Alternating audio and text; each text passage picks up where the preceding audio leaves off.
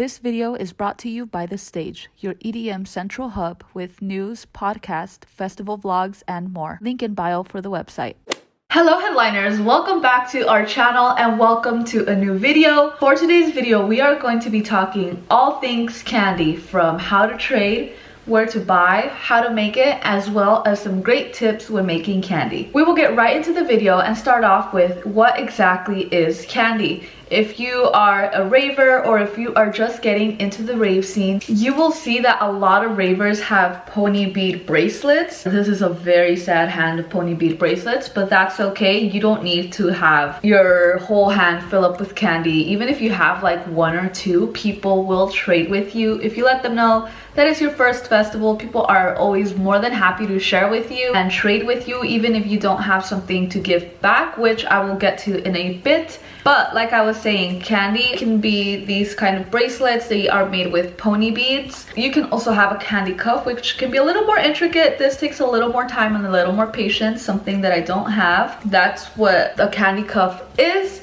And then we also have like a Kandi cuff perler, which this is a perler. It is made with the perler beads. We will get into perler beads in a second.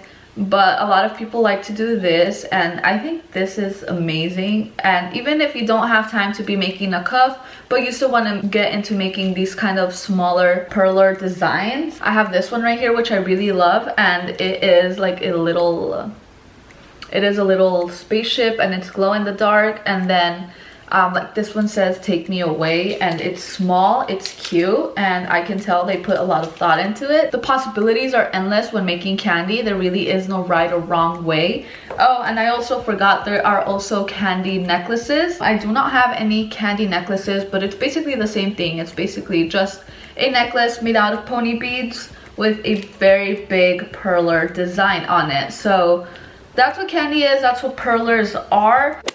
So I personally do not make any perlers, or have not made any yet. I do have the supplies, but I haven't made any of them yet. But Rave Hackers has a blog, which I will go ahead and link down below, and she shares how to make perlers. So very detailed explanation on how to make perlers in case you want to learn and make that. There are also some websites that you can check out where you can drop in a picture of a design that you like, and then it will make it into a perler format, basically telling you how many of each color you need and where to place them. It's very useful, so I will go ahead and link that down below as well. Like I said, I have not made any perlers yet, but these websites and these resources are very helpful when you're getting into it. And so now that we've talked about what Kandi is and what perlers are, we are going to talk about how to trade. Basically the hand formation goes. So it goes a peace sign facing each other, peace, and then half a heart for each of you, so it could form a whole heart, love,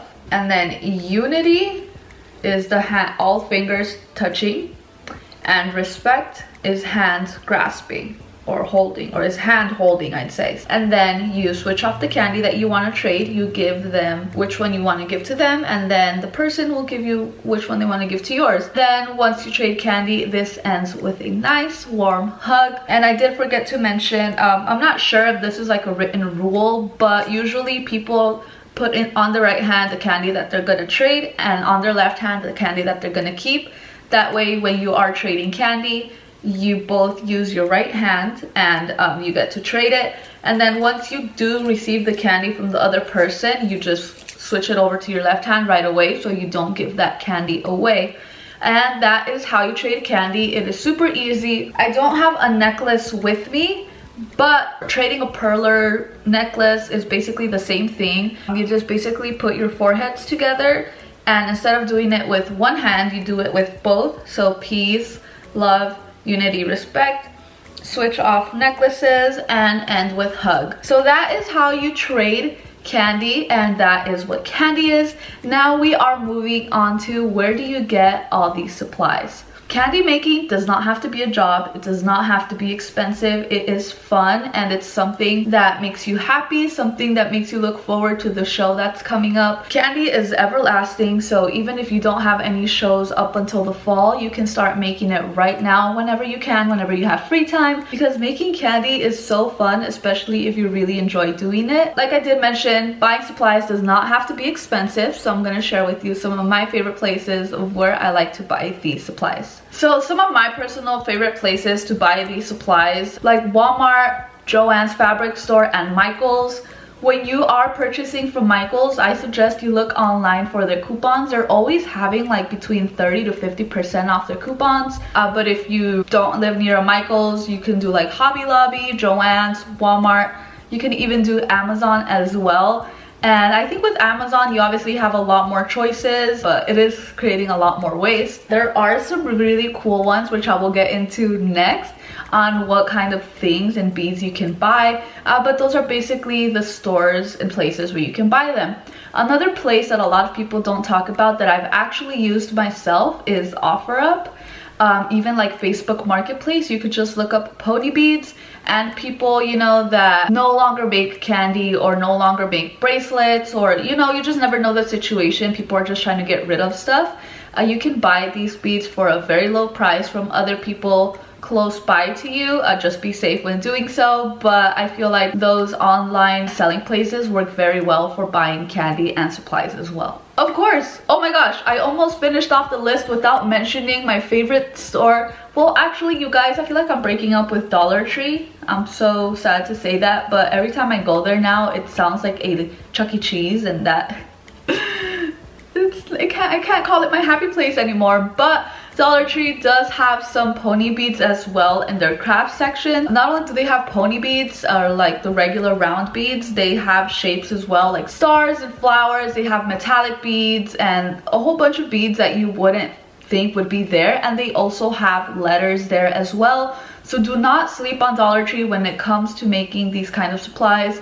And also, if you are going to be making perler beads, you can go to Dollar Tree to buy parchment paper to iron out those perler beads. I would suggest making that your first stop, and then whatever you don't find at Dollar Tree, then you can move on to other places. Alright, so now to the fun stuff on what do you put on these candy bracelets, candy necklaces. What do you put on them?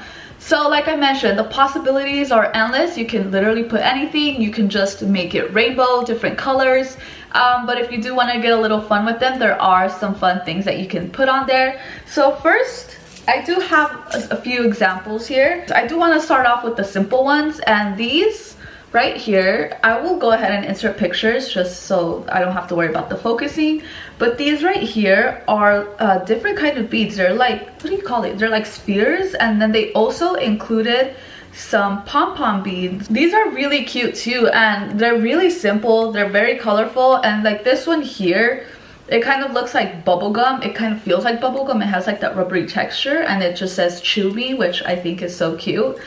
Do not chew it. Super cute and simple, so you can start off with those if you are just getting into it. Another example of things that you can put on these can be like DJ names, artist labels, like let's say Chris Lake. You could do Chris Lake, or you can do Black Book, or you can do song names, Stay With Me. You can do that. You can also do festivals like Audiotistic, and then just finish it off with some colorful beads. I did show you this one here before. This one says Take Me Away, and then they put a little tiny perler that goes very well with the saying. So I think that's very cute. You can get very creative with these. I know people go all out when making candy, so I just appreciate these so much because they take a lot of time. I think, like, I don't know if I'm just really slow at making these, but when I try to make them, it takes me like 15 to 20 minutes to make one. And then this one right here, this is another thing that you can put on there that I really like, are little charms. Michael's has very cute charms. I think for Nocturnal Wonderland 2 years ago, I put a little owl charm on my candy that I traded because it went very well with the festival. And if you go in themes, I think with either the festival or the kind of music that you like, that's really cool. So this one right here has a little butterfly charm. And also, if you do want to get extra creative and be extra out there, you know, you can get some charms made. I got these Insomniac Passport charms made that I trade or have given to Insomniac Passport members, and these are so cute. I will go ahead and link down the website where I got these made. They're acrylic too. I think you can do the colored ones. I think this one is just black. I'm not too sure, but if you do want to make like a song name or just a name, I think that would be really cool to trade to people. So that's another thing that you can put on there. So we've covered song names, DJ names, labels, festivals, charms. Another thing that you can put are the kind of music, the music genres, the EDM genre. So this one says house. You can put house head, bass head, whatever you want. I'm telling you, like, the possibilities are endless. I know a lot of people put bad words on them.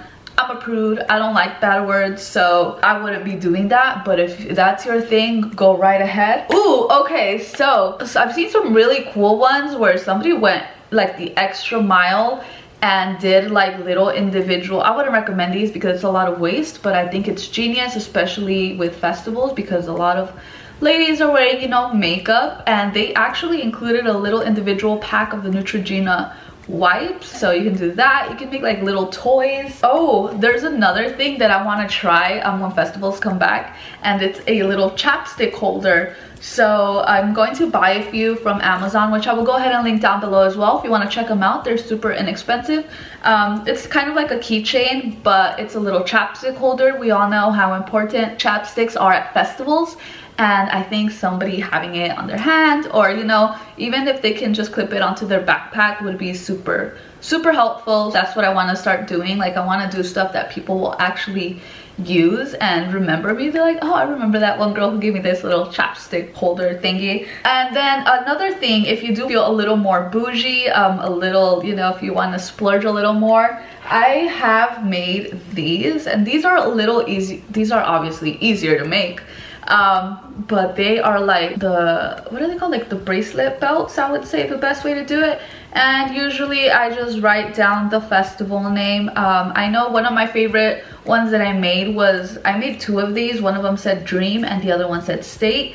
And we met this amazing couple at Dream State one time, and I gave it to them. I gave one of the Dream to one of them and the State to the other, and they really loved it. And I just feel like it's something that people can cherish forever. It's so beautiful too. I bought these little belts in Mexico. I think they were like 50 cents or $1 each, but you know, you can buy them still here in the States.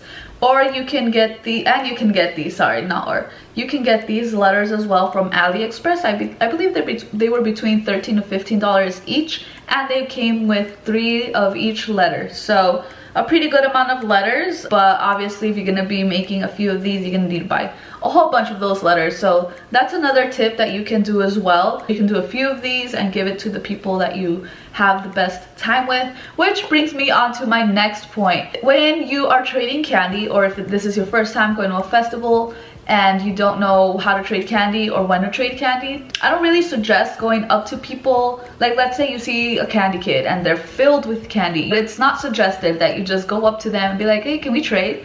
For me, I love to trade candy when I have danced with the people a little bit, or even like, let's say I'm on my way to a stage and I'm lost and somebody gives me directions and they help me. Like something meaningful, like when I have a good interaction with someone, let's say they help me find the place, I'm like, oh, thank you. And then I'll trade candy with them. Or if we're at a set and there's just like the vibes are just so good there, you just can't stop dancing with the person or a group, you trade candy. I feel like that's the best way. That's the best way to create a memorable stash of like candy, and you know, it's like stories to tell in the future as well. So if you do not want to trade candy, if you feel like it's very time consuming, if it's just not your thing, aka my boyfriend, he doesn't like to make candy, which is why I rarely make any, because I don't want to just be making it by myself, you know. So if you're in that kind of situation, or if you're traveling, or if you know, you want to keep your packings small, what I do suggest, if you do still want to trade stuff with people, I have a few things here that I've traded with people before and they love it. Like they trade candy with me and I'm like, oh well, I don't have candy but I have this, and then they love it. And it's like a little finger puppet. You can do cute little finger puppets, or like this one right here. I don't have it here with me, it's probably in the drawer, but it's like a light up ring too. Those are so cool and I love trading those with people. So that's another tip that I have for you as well. But if you are going to stick to making some candy, if you want to try it out, here are some tips that I'll share with you. So like I mentioned, tip number 1 was don't just go up to someone and ask to trade. Tip number 2 is, after you are finished making these, well, you want to use a glue gun and go ahead and add a little dab of glue at the closing, at the knot of these, so that way when you are trading, they don't tend to break, and then you know that it's a little more secure. One thing that you can do while making these candies that I love to do, I love to get in like the moment. I would go ahead and put on an EDM related movie, like a rave related movie. I do have a video on EDM movies to watch, so if you want to go ahead and check that out, I will go ahead and link it down below actually, because if I put it up here, you'll probably just click it and then not come back. I'm just kidding. I will go ahead and link it down below so you can check it out after this video. So EDM movies to watch, you can watch, I think I also mentioned some vlogs in there as well, not just movies. You can watch live sets, or you can watch and listen to some live sets. You can watch some vlogs of mine or other festival content creators of these festivals that you will be attending. I think there's vlogs for a lot of festivals out there, and I'm so happy to see this community growing, especially with content creators and the scene. So that way you're never short of any vlogs or videos or information on any festival. So that's great news. But yeah, you can just go ahead and check out some vlogs. And lastly, washing your candy, especially after this pandemic. People are going to be a little, I hope, a little more hygienic, a little more cleanly, a little more clean. So I would suggest washing your candy, whether it be when you get to the campgrounds or when you get back home.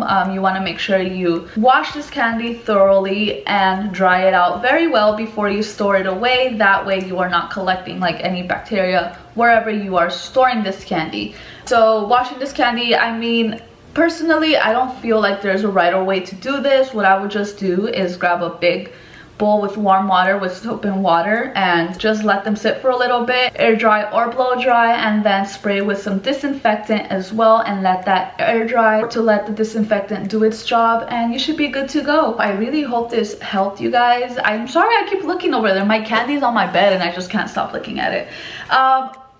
Extra tips, sorry guys, I almost finished off the video. So I almost finished off the video and I wanted to share this great tip with you, and that is how to, actually no, I'm gonna save that for another video. All right, so thank you guys so much for watching. I really appreciate you. This was so much fun. It makes me so happy filming things like this, things that can help others and things that I love. So I really do hope you enjoyed it. Thank you so much for watching, headliners. I hope you have an amazing rest of your day. Please don't drink and drive, and stay safe wherever you go. Bye.